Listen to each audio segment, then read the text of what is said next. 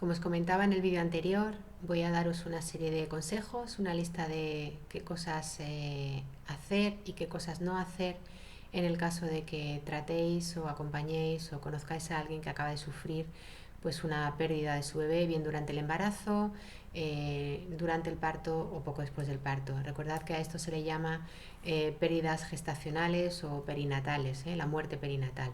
Que en algunos casos se suele distinguir si son en casos de tempranas. Se suelen llamar pérdidas gestacionales tempranas, normalmente cuando suceden pues, antes de la semana 12. En principio los consejos son válidos para cualquier persona, para cualquier familia que ha sufrido la muerte de su bebé, bien durante el embarazo, bien después. En este primer vídeo lo que os voy a explicar es qué no hacer.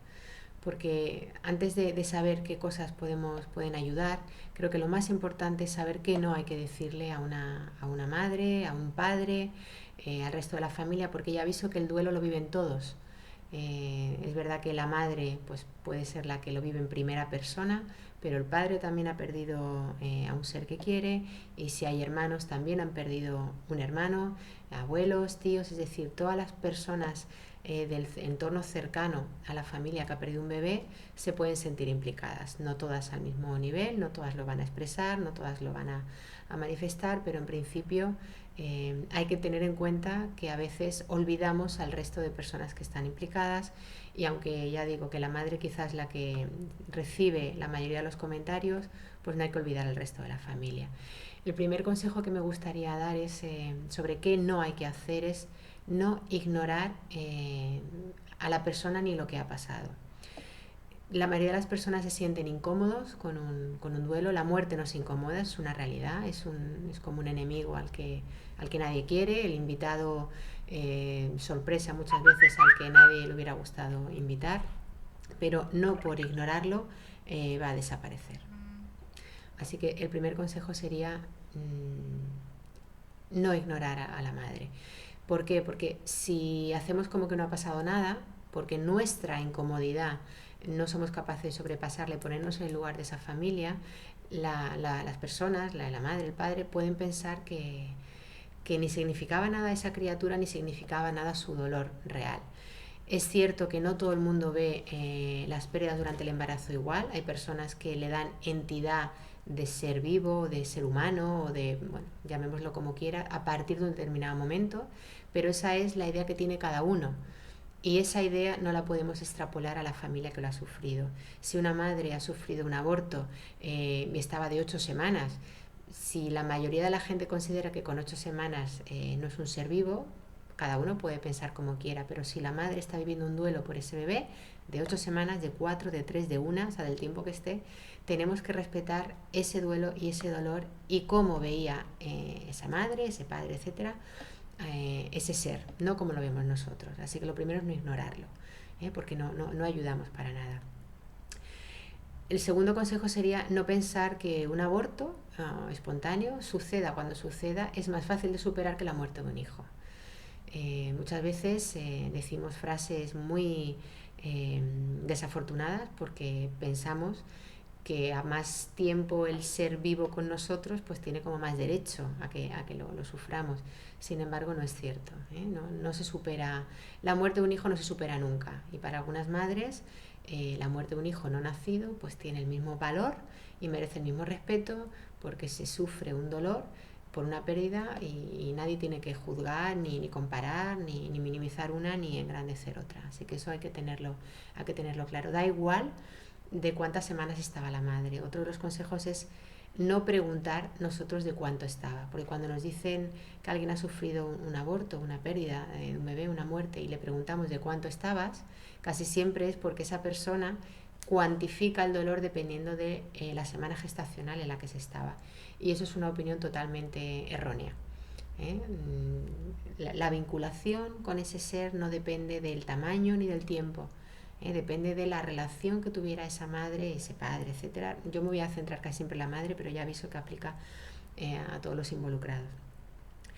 ese vínculo depende de la relación y de la expectativa que tuvieran esas personas, no del tamaño ni del tiempo. Así que preguntar de cuántos estaba generalmente se percibe como una especie de juicio para saber.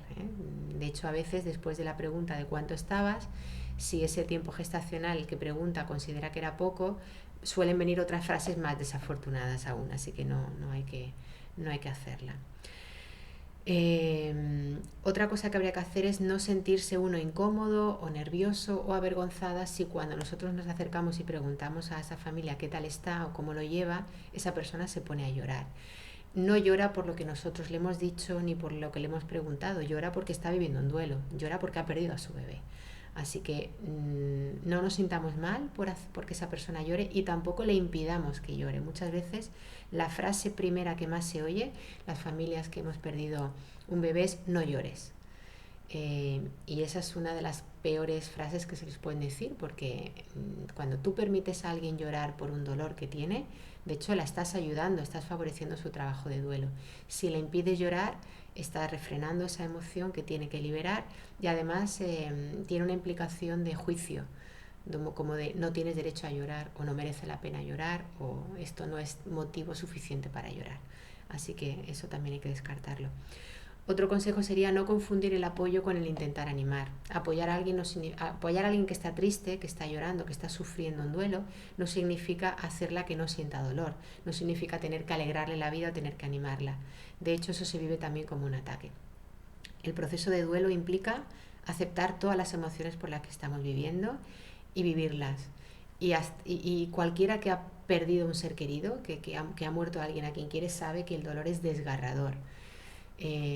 Así que está de más intentar decir cosas como anímate, alégrate, vamos por ahí al cine, ¿vale? O sea, no vamos a intentar quitar ese dolor, ¿vale? Unido a esto, pues estaría de más representar una apariencia excesivamente jovial o frívola. Si yo siempre le digo a las personas que me preguntan o cuando me hacen consultas, que en general cualquier comportamiento que no haríamos en el duelo de alguien que ha perdido a su pareja, a su cónyuge, a sus padres, pues estaría además también en estos duelos porque es lo mismo, se ha perdido un ser que se quiere, así que una apariencia excesivamente jovial, alegre o frívola, pues se apreciaría como un insulto tanto al ser que ya no está como al dolor de las personas que sí están. Otro consejo de qué no hay que hacer es no hablar, es decir, en la primera etapa del duelo es fácil que las familias no tengan ganas de hablar del tema. A veces por nerviosismo, por no saber qué hacer, lo que hacemos es intentar rellenar el silencio, hablando y hablando y hablando. Y primero no es necesario, segundo, cuanto más hablamos, más tendencia hay a equivocarse y a meter la pata, así que un buen consejo sería aprender a compartir el silencio, a acompañar el silencio, pues como amigos, como familiares, como personas que nos interesa ese dolor y que reconocemos ese dolor, lo respetamos y lo validamos y lo acompañamos. A veces basta una mirada, un gesto, se puede coger de la mano, se puede incluso poner una mano en el hombro, a veces un abrazo, dependiendo también siempre lo que la persona nos permita y nuestro grado de intimidad con ella. Lo que tendríamos que hacer siempre es evitar juzgar los sentimientos y las reacciones.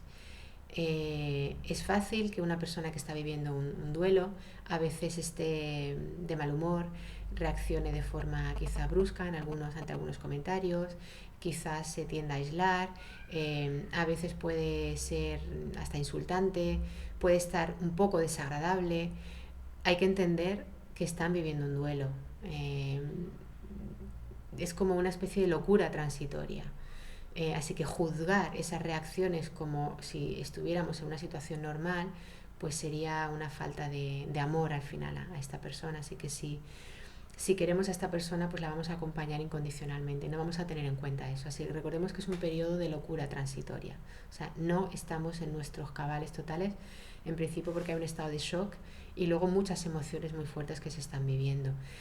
Todo volverá a su cauce poco a poco, en algunos casos más pronto, en algunos casos más tarde, pero si hemos sido capaces de acompañar sin responder nosotros con brusquedad o con juicio o, a esos, digamos, salidas de tono, pues os garantizo que la familia que está viviendo el duelo no lo va a olvidar. Igual que tampoco olvidará si ante una respuesta desafortunada nosotros le hemos respondido peor. Porque es como que tengo derecho a estar enfadada, tengo derecho al pataleo. Yo recuerdo un caso concreto, ¿no? En el que mi comentario quizá fue un comentario pues un poco desagradable, pero el que me respondieron a continuación fue como peor, ¿no? Fue como, estás inaguantable últimamente, ¿no? Y mi respuesta fue, sí, es que se me ha muerto un hijo. Es decir, si no puede uno estar enfadado cuando se te muere un hijo, pues ¿cuándo, no? ¿Cuándo no se nos va a poder permitir hacerlo? Otro consejo sería no tener nosotros expectativas sobre cuánto tiene que durar. O sea, si volvemos a ver a esta persona, a esta amiga, y vemos que sigue estando triste o que sigue estando quizá enfadada porque el duelo lleva varias etapas, pues no entrar con, pero todavía, pero ya es momento de, ya se tenía que haber pasado, es decir, no nos corresponde a nosotros hacer un cálculo del tiempo que le va a tardar recuperarse, ¿vale?